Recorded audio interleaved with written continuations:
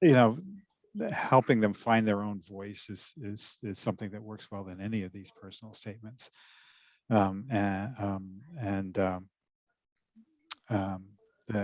authenticity is a wonderful way to encapsulate that, and start them thinking along those lines rather than trying to frame the thing they did that was a slight variation on a theme that's involved in every other pre-health med school application essay, making it sound like nobody's ever done it before, and instead giving them freedom to talk about what they chose to learn from that, is really helpful. I appreciate you bringing it up. Yeah, sorry, folks. I don't know. I cut out for some reason, came back. You guys continued with the conversation and everything? No, we talked about you, Tyrone.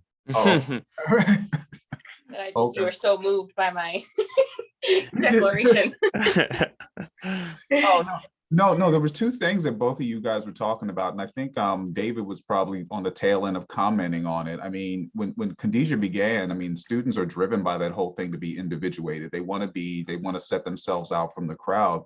And every time I deal with students, it's not, and David touched upon this, it's not getting to the point of being exceptional, of being the best and the brightest. I always try to drive home to students that you're going to have other students that are going for these slots that are comparably prepared. The way that you stand out, the way that I refer to it is self-awareness and awareness of the terrain that you're about to enter. The thing that really resonates in a statement is when you put the statement down and you're like, this kid really knows where they're going. This kid, there are some things that they don't know, but they're actually speaking from where they are, not trying to embellish anything, but at the same time, they understand what their values are, what motivates them, et cetera, et cetera. So I always try to push students towards self-awareness rather than being exceptional, I try to, sorry, just going off that point, I try to stress to students that there are actually a lot of people who don't get the type of help that can be effective in this process, in that there are people who reinforce the exact things that we're telling them not to do.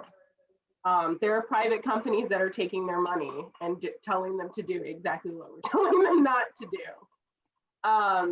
And I tell them, nobody could afford to pay me for the number of students that I've worked with on application material. Like, I can't even imagine how much money I would make.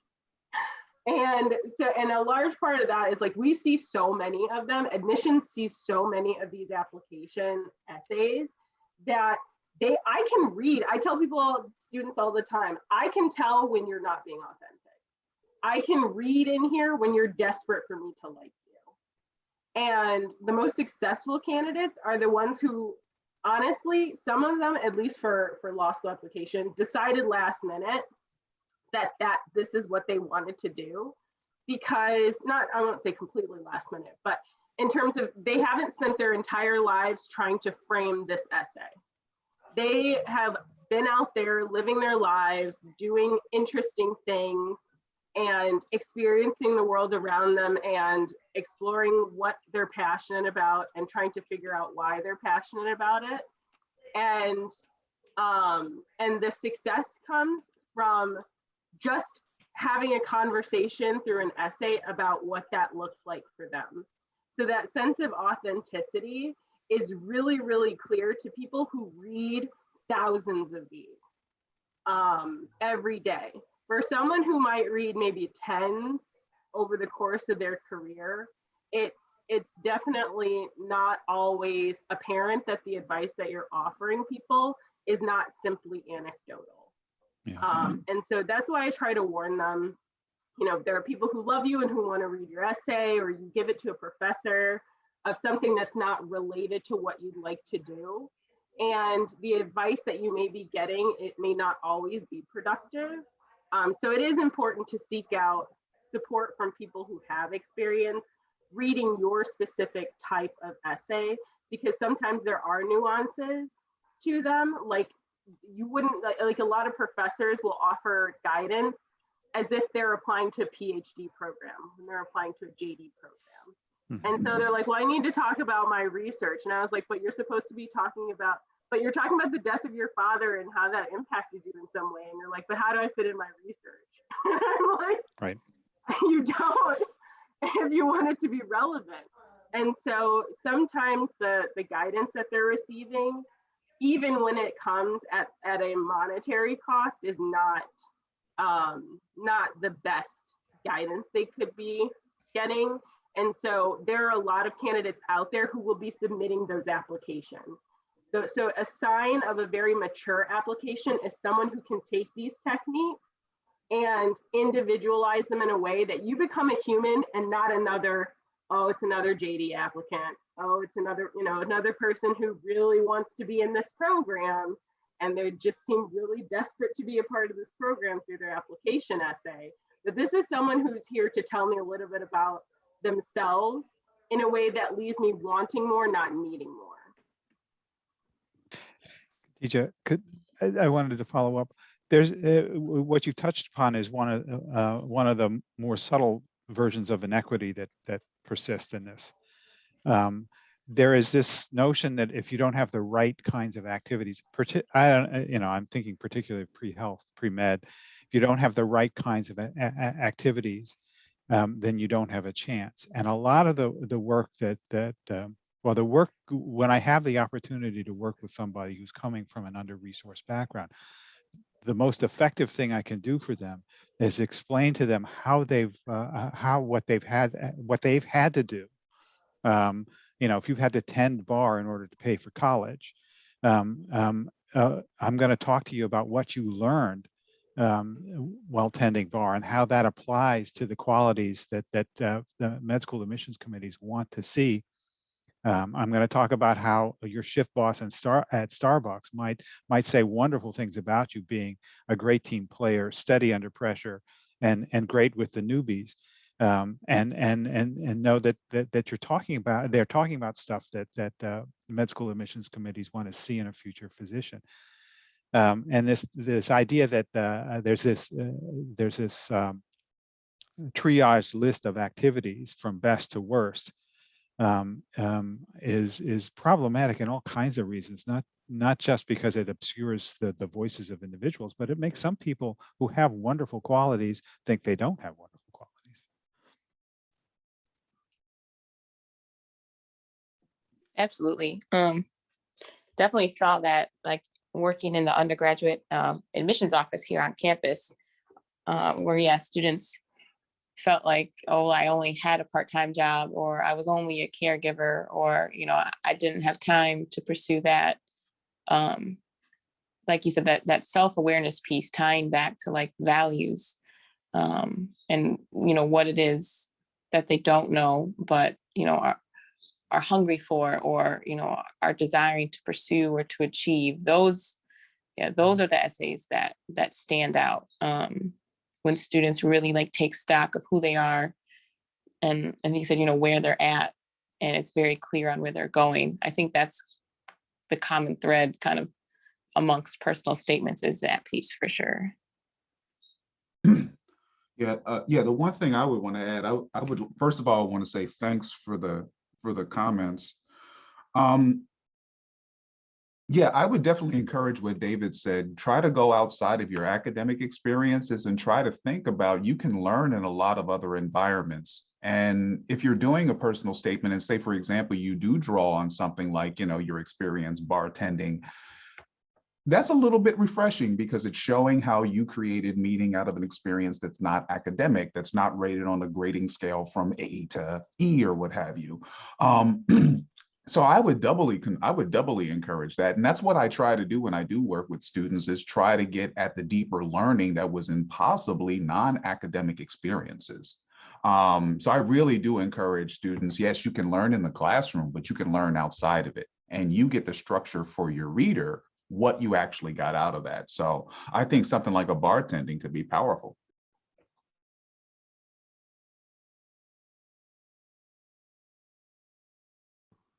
I also try to, at least for us, we have they're kind of diminishing at this point for a number of reasons, most likely. But Yeah. I try to remind students that there are often supplemental essays, including addenda to express something that they feel is a blemish or a negative or something that needs more context on their application.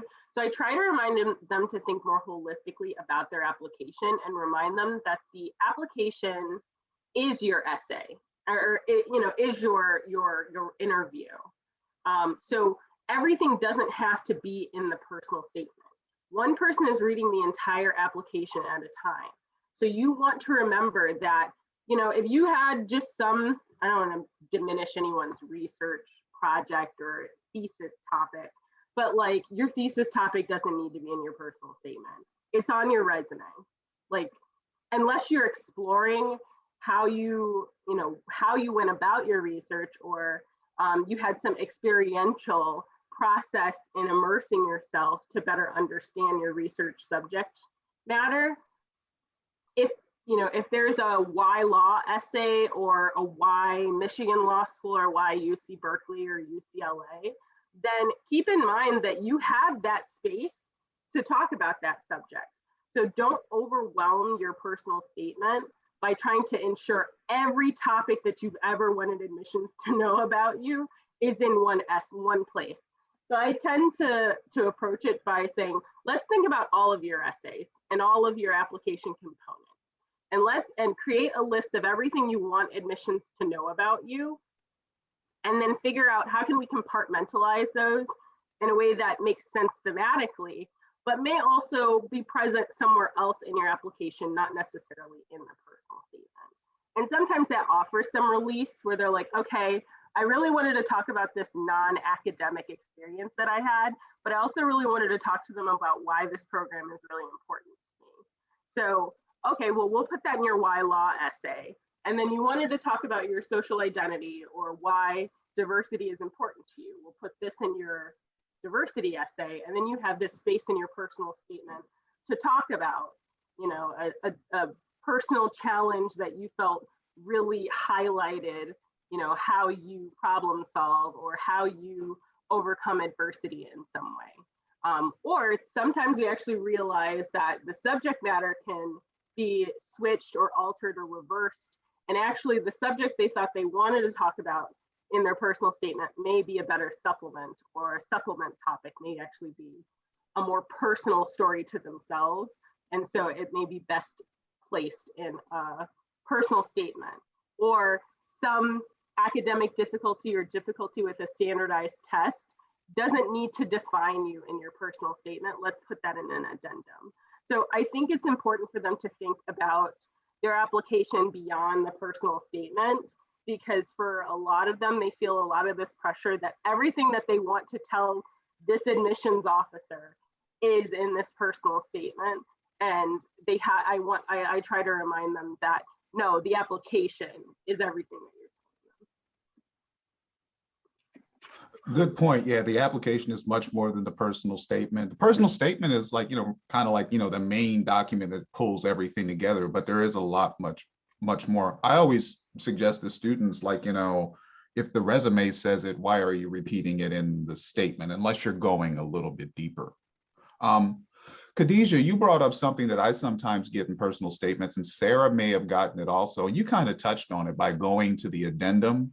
But when you have those students that are trying to push in an explanation of poor grades or an MIP into their statement, how do you rationalize with them that this might be better dealt with elsewhere? And you did a bit of that. Yeah. Sarah, feel free if you have some guide. I don't want to take all the No, yeah. Yeah, I think in like just reviewing the application as a whole, like to Khadijah's point, kind of circling back to it being a holistic application, a holistic admissions process. And I think just revisiting, okay, even like drafting like, rough outlines for each sort of like prompt or supplemental essay so that they can see on paper, oh, okay, this is where I can talk about this here. I'm going to talk about that there. You know, being as thorough kind of as they need, kind of meeting them where they're at for them to kind of get a fuller picture on, you know, how is it really they're going to write sort of each essay out. Because I think I think a lot of the times, sometimes a student will come and be like, okay, like, where do I start? It's like, where do you want to start? In doing my best to really put them in the driver's seat, and sort of, you know, feeling empowered as the experts in the conversation on themselves. Because I think that's what I get asked a lot too, is, well, what's the best thing to write about? Or, you know, what's, you know, really, I feel like that kind of gets asked 10 different ways. What's the best thing to write about? It's like, well, you know, you're the expert on yourself. You know, no one, I reiterate that, you know, no one has lived, you know, your life. You have such a unique perspective. And again, kind of comes back to that self-awareness, but just, yeah, being strategic and putting them as the expert, and sort of walking through and creating those outlines, if that's helpful for them to see kind of how they can lay it all out. Is that kind of what you had asked, Tim? Yeah, yeah. Generally, I mean, like you just said, you were talking. Oh, am I on mute? Okay. Generally, just what you said, it is coming towards that one thing, and usually with students, it's that you want them to cover fewer things with depth than a bunch of different things with no depth. It is trying to get them to, I use the word artifact, like, you know, what is this one artifact? If your life is a museum, what is the one experience that is an artifact that you want to bring forward to exemplify what you've learned? It is a challenge to getting students to that writing. And the one thing that I have with students is sometimes they got to do a lot of scaffold writing. I have a lot of students that begin with, when I was young, and there's so many problems with when I was young. Like, they've always wanted to be a lawyer, they always wanted to be a doctor, because it begs like the sentiment that since I've always wanted to be a doctor or a lawyer, I should be made one. I usually sometimes work with students that they actually get past that paragraph and then they get to the deeper significance of a singular experience. And I always argue, can we cut off the when I was young stuff and just keep this, you looking at this singular experience? So yeah, so it's always a challenge. I always encourage students, you're going to write stuff, it's going to be scaffolding. It might not be in the final draft, but you're going to have to write this to get to this. And sometimes that leads to greater clarity. Yeah. With respect to the addenda, for law school application, I would strongly suggest that they speak with a pre-law advisor, particularly when they're like, I had an MIP, how to address that in the actual application. You want to, I would remind them that, like, do you feel like this is the most defining moment in your life? And is that it, you know, if I had 5 minutes with you on an elevator, would this be the thing that you wanted me to know about you? And I hope the answer is no. But sometimes the answer is yes. I told you about, I've mentioned, you know, I had a student who was charged with a crime while in school in Colorado that can be very stigmatizing, and how to address that. And he was like, I want to deal with this head on. And so for him, he felt like, I want to talk about how addressing that negative time in my life really shaped and molded me. Great. If it's something that you're letting the school know about because either they require that you notify them, or because it's something that you feel self-conscious about, you want to ensure that you don't allow that negativity to seep into your personal statement, because the personal statement is the hallmark of how I'm defining myself.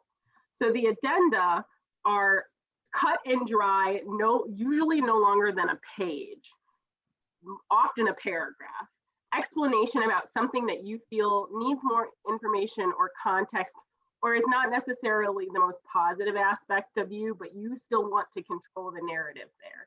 That's where you push this thing to the side. I'm self-conscious about my LSAT score or my GPA, or the fact that I got an MIP, and I need to notify them or want to tell them why. But I don't want them to just be thinking, this is Khadija with the MIP.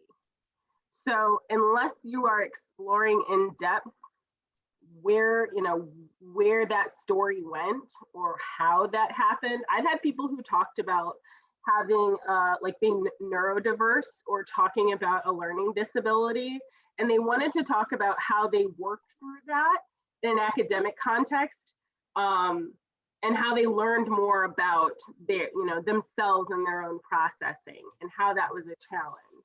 And that's great to explore if that is the hallmark of the subject. But if it's not, you definitely want to put that in this portion that will inform, but is not necessarily highlighting. Tyrone, I don't know how much longer you want to go, but I just wanted to tag onto this. One final turn to add on to what Khadija just said. That sort of stuff belongs in a pre-med application essay. If, for example, in response to that event that might otherwise be shunted to an additional essay, a separate essay, it's where you learned how to serve people. It's where you learned how to advocate for other people, and is therefore an essential part of a description of why you want to serve people as a physician.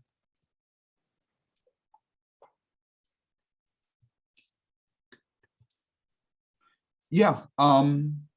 So yeah, I'm not going to push this too much further. I guess I can index like the things that we spoke about, and I'll try to do that even though we didn't have any students, and just index them by the things that came up. I did not hit the transcript, so there's no transcript. I just noticed that. So it's only recorded. So what I'm going to do is I'm going to index it by like a lot of the points that we brought up. I think I could probably get 4 out of this. I'll have to look at the video again and find the times. But do you guys think that was productive? You think students might find this useful? They're going to see us talking if they go the whole way to the end of the video. Absolutely. You think it'll work? Yeah, I feel like I learned a lot too. Yeah, Yeah. God, Yeah. absolutely. Yeah. Yeah, same Yeah. here. Yeah, I'm never sure at grad school, I'm like, yeah, you should probably talk to. No. Well, that was something I'm not it. that's the one unique thing I find about graduate school applications. You do need the professor's input because it has that research component. Whereas like law and health, I don't think you need that academic expertise overlapping your statement as much as a graduate statement. I think me and Sarah talked about this for a second too. Yeah. Right. But I think that there's safety behind that less personal component about research. Yeah. And Yeah. so I think that that is what scares people most about the law school application, is that we don't ever make them write this way. There is no mandatory writing component in their time as students that makes them reflect introspectively about their own experience. And so that's why I said, the LSAT is the most intimidating part of the application process, but the personal statement is the most underestimated. And I've had people work on like draft after draft after draft because it's teaching them how to reflect on their experiences, but to reflect on themselves, I think is something that a lot of them would prefer to not have to talk about. A lot of us don't feel comfortable talking about ourselves. And we don't really make them write that way. So I think that that's something that I often see in the law school application component is I'd really just rather revert back to my credentials. Yeah. Yeah. There is Sarah, what do you think about that? The degree of distance from students having the research question posed to them. Do you feel that? Yeah, I think because that one, is more, you can get that specific support from professor, or as you're like searching for different programs that then have faculty that align with what you want to do. There's a little bit more of like a blueprint and a roadmap there. It can be a little more cut and dry.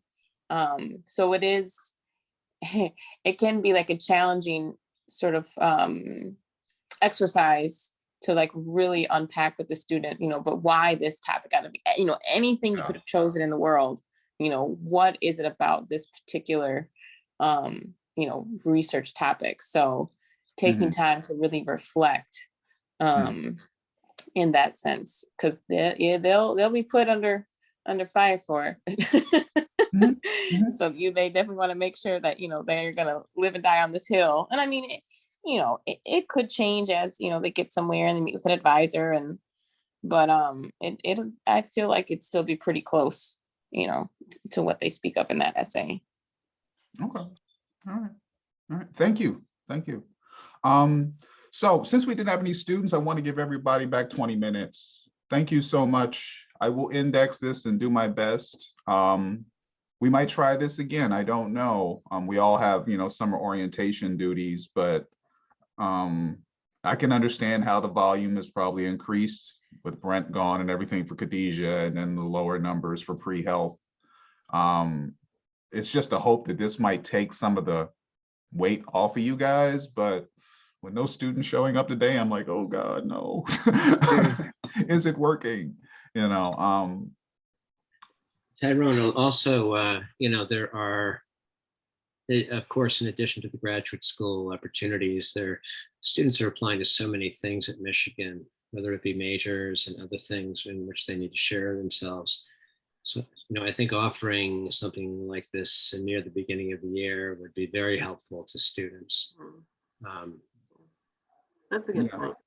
I mean, they apply to PPE, Ford, public health, Ross, grad schools. They're applying to things all the time that ask for these things, but those aren't always the ones that they seek out support for, and probably they can get from Sweetland and other places. Now, the writing consultants only deal with graduate school application. Anything that's interior, we don't do. So we don't do PPE applications, Ross applications. Yeah. Right. But I'm just saying, in terms of like thinking about how do you write a personal statement, there are opportunities that they do have to them, that they do utilize, but they just don't we don't have anything that teaches them how to do it. So I think a lot of the ALA classes teach that type of calisthenic, you know, reflection. I think they do, but I don't know if students think it's transportable outside of, like, you know, that classroom environment to my life, you know. Yeah. I think they are introduced to it, but they're not introduced to it in a systematic fashion where they know it. Yeah. But yeah, if you want to collaborate, feel free to let me know. Okay. All right. So we'll do something again. And I'm just going to put something out there to Forrest, like, since Forrest is the Zoom master, I have an idea. If we continue this, can we make this into a podcast environment? That's just an idea. I love that. You know what I mean? Can we like do a Joe Rogan kind of writing consult? No. Yeah, I mean, bad example. I Time. would say I think that's more of the stylistic choice of the presentation material could be a way to convey that. So that mixed with just how I think we can make it happen if that's something we really want to play around with. The other thing I thought for us, is it possible to search up trivia on writers and writing? I tried it and I couldn't find it. I found stuff like on Hemingway, but I'm like, you know, can we find something general for somebody who is agonizing trying to write a personal statement? It was just an idea I had to try to, like, you know, liven this space later on, try to make it more like a podcast and come up with trivia in the beginning. Idea, just an idea. Okay. You know, and anything else you might come up with, because I'll bow to you because you know the guts of this thing more than I do, this tool. Yeah, so just an idea. Yeah, I'll make note and see if there's something I can dig out. Yeah. Law And I'll School see if Transparency has 2 podcasts. So if you're looking for a model. Law What's that? School Transparency. Uh-huh. It's the website that we often direct students to find more information about like admission statistics and job statistics. Yeah. They just started a second podcast that's it's called I Am the Law, but then they have a Women in Law podcast.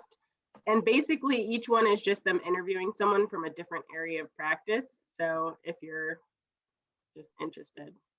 Are they consciously echoing Judge Dredd with I Am the Law? I Sylvester Slow. But yeah, I would. I had the same thought. So, I mean, then that would be a structure of interviews then. And Yeah, I Yeah. think they're not, I don't think that they're too long. They might be maybe 20, I don't know. I haven't watched one in a while, but I think they may be like maybe 20 minutes. so, I mean, hypothetically, if you would be the invited guest, would it be good to then present you with questions beforehand? So Yeah. nothing is surprising, and Yeah, then, I think there's an interviewer. So the interviewer just asks, it's like a Q&A with someone from that particular Yeah. profession. what do you think about doing this? So we have some structure and students don't feel so hesitant about engaging, to begin off with the question and answer like that, and then just open it. So we have some structure in the beginning and then we can shoot out. Just an idea, I'm just sketching. I don't mind. Okay, I will pencil you on my calendar. Yeah. just an idea, but if we were to do interviews, I would give like Yeah. 5 questions beforehand. I'm to a the person. proponent of timestamps. How do I address an addendum at 4 minutes and 20 seconds? All right. So Okay, we can do that too. All take right, that number off the top of my head.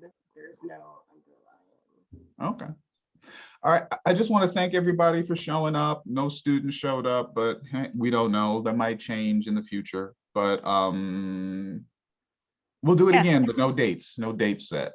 And Yeah. also the other thing, I think I might invite Sweetland peer tutors writing to one of them too.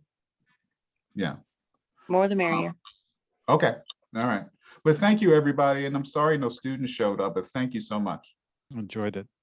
Appreciate you all. Super informative. Thanks.